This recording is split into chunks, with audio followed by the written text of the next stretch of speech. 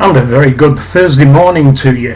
First thing, apologies for the way I look today. Very ill. Very ill. Very, very ill today. My multiple sclerosis has given me a severe kicking over the last 24 hours, so apologies for this. Anyway, usual back stuff. Manchester. I have no idea what's going on. No idea at all. We have blue skies. We have fluffy white clouds. And we have this mysterious yellow ball that I referred to the other day. No idea. Sorry, I can't help. What I want to talk about today, and I'm going to keep this short because if I don't keep it short, I'm going to get really annoyed.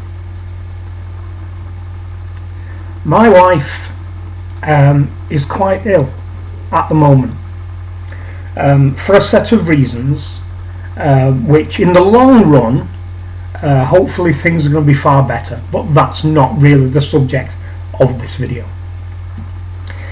She had a GP's appointment 2 days ago. The GP's appointment was at 11:20 a.m. I have to say that the GP she saw was one of the best, most attentive, most apparently caring GPs I've seen within the NHS for a long time. Now the GP did all the checks she could do in her office, but she wanted my partner to go for further tests at Stepping Hill Hospital in Stockport, Greater Manchester or Cheshire, whichever way you want to call it. So we got in the car and we left her GP's surgery and arrived at Stepping Hill Hospital, and we were told to report to A&E, accident and emergency, or if you're watching this in America, the emergency room, ER, so that we could actually get registered for the tests that she needed on that particular day. So we sat down and an hour passed, then 2 hours passed, then 3, then 3.5, and then our name was called. Now at that point no one knew why we were there. No one. Even though we'd told the reception that we'd been sent by a GP as an urgent case to be seen. At that point we were sent to a completely different section to sit in a special section for an ECG, which is what my wife needed, which is where obviously they check your heart rate and its regularity and so on and so forth. So another half an hour passed. We're then 4 hours in. We're then called. We then go in for the ECG, which takes about 10 minutes. Now, can you go and sit back down and we'll get the doctor to see you as soon as possible. An hour passed. 5 hours. Another hour passed. 6 hours. Another 3/4 of an hour passed, and we were asked to go to a different ward stroke clinic. This clinic then just asked us to take a seat in the waiting room and they'll be with us as soon as possible. This particular section, we were then on the part of the day where the night shift staff had just taken over, or the late staff were changing over to the night shift staff. So we had to wait for all the information to be passed over from the day staff to the night staff, as it were. That takes time.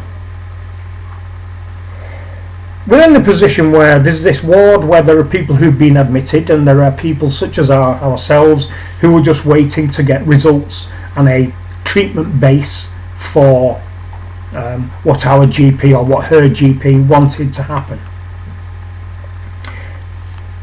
We left Stepping Hill Hospital after 9.5 hours. 9.5 hours. That is not acceptable, and this is representative and reflective of the amount of people that are using A&E as an option to see someone with medical knowledge because they can't get to see their GP. And people can't get to see their GP because of the numbers of people who are coming in to this country. This has to stop. Using A&E as an option to seeing your general practitioner, your doctor, your family doctor, should not be necessary. When the doctor had seen my wife, she had to have an injection to allow her to go back today to have a scan done. A nurse was assigned to us. This nurse, let me say, was part of the BAME communities. This nurse was only young. She was probably in her very early 20s. And she had a impenetrable Asian accent. Now, and her voice was very quiet. She made no attempt to make her voice louder. Now, my wife has partial hearing problems due to a childhood illness, so it was a good job I was there to be able to help my wife understand what was going on, because she couldn't hear what she was saying. If people are going to work in this country, they need to have a certain standard of English, and they need to speak it without an impenetrable accent. What happens if you are, as a medical professional, speaking to a very elderly person who can be potentially quite deaf and maybe has dementia or Alzheimer's or something like that? What happens then? This is demonstrative of what is wrong within the NHS at the moment, and neither the Conservative Party or the Labour Party know how to solve this. You have got in this country junior doctors back on strike today for 5 days. 5 days. They're going on strike for an unreasonable demand of 35% pay increase. They do not give a shit about their Hippocratic oath. They don't care about the patients. What they care about is the prestige of having MD after their name, and everybody looking at them as if they're a god. There's an old joke, and the joke goes, what's the difference between God and a doctor? God doesn't think he's a doctor.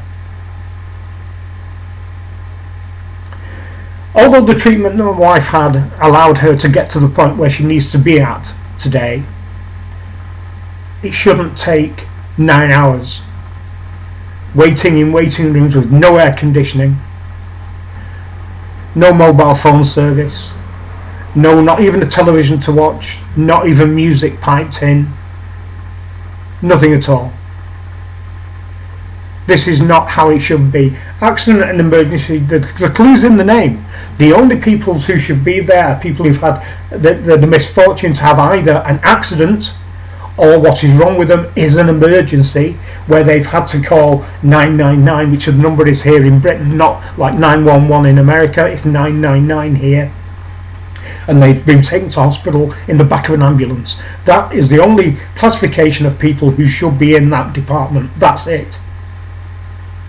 It's just ridiculous. And you're also going to get kind of the malingerers who have got a sniffle and think they've got long COVID or pneumonia or whatever, whereas if you stayed at home, took plenty of fluids and a couple of paracetamol, will be perfectly fine.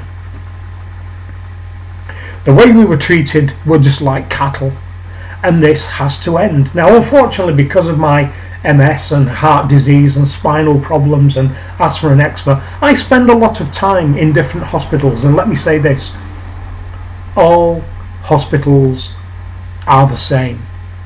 Terribly, terribly run. They are management high or management heavy and care light. They spend too much money on being woke, too much money on doing signs in multiple languages, too much money on funding translators for people who can't be asked to learn English in an English speaking country, too much money recruiting people from third world countries who don't speak English, have no great intention to learn to speak English well. All this needs to change, and it needs to change quickly. The NHS was a wonderful thing. It is not wonderful anymore. It's been driven into the ground by ineffectual governments and staff who don't care. It needs to end. Now I'm going to end this here, because if I carry on, I'll be very, very annoyed, and that cannot happen because I feel ill enough right now.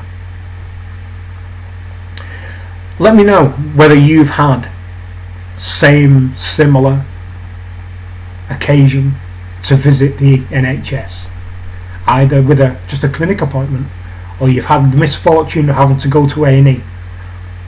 Drop them down below. I can't be on my own in this. Let me know what your thoughts are regarding it, what you think can be done regarding it. Anyway, thank you very much for watching. Please give it a thumbs up. Pass this around, because regardless how engaged or not you are with politics, the NHS is key to this and every other general election. They always promise to make things better and never do. And if you feel that way inclined, can I please ask, please subscribe. I'm trying to get kind of really important stuff out there to get people involved and get people motivated to go out there next Thursday and give Labour and the Conservatives an absolute spanking. I don't care who you vote for, just do not vote for those two. If you want to vote for the monster raving loony party, you go right ahead. Just do not vote for the numbers of twats that we've had in power constantly for the last 14 years and a number of years before that. Just don't do it. So please subscribe. Let's get the subscription numbers back up. Once we get to 1,000, hopefully it might take a life of its own then, because the algorithm is everything. Unless you get to kind of 1,000 subscribers, YouTube ignore channels like that completely. We need that to get messages out there and get the interaction coming in, so that things become more important, more visible in YouTube world. And if you'd like to see all of these videos, tap the little bell icon. That will ensure that you're notified every time one of these hits the old interweb. Anyway, that's it for now. Say once again, sorry for looking a bit today. Life has not been pleasant the last 24 hours. Possibly the stress of being caught in A&E for 9 hours, maybe. Who knows? No control whatsoever over multiple sclerosis. It's a bigger bully than anybody else you might have come in contact with in your life. So thank you very much for watching, and I'll see you again very soon with something else. Bye bye.